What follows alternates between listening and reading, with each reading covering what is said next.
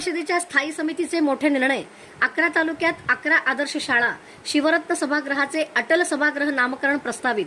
सोलापूर जिल्हा परिषदेच्या स्थायी समितीच्या बैठकीत जिल्ह्याच्या विकासाला गती देणारे अनेक महत्त्वपूर्ण निर्णय घेण्यात आले।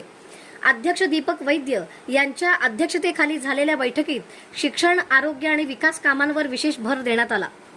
बैठकीत प्रत्येक तालुक्यात एक आदर्श शाळा अशा 11 तालुक्यात 11 आदर्श शाळा उभारण्याचा महत्त्वाकांक्षी निर्णय घेण्यात आला। विद्यार्थ्यांना आधुनिक सुविधा, दर्जेदार शिक्षण आणि गुणवत्तापूर्ण शैक्षणिक वातावरणात उपलब्ध करून देण्याच्या सूचना देण्यात आल्या।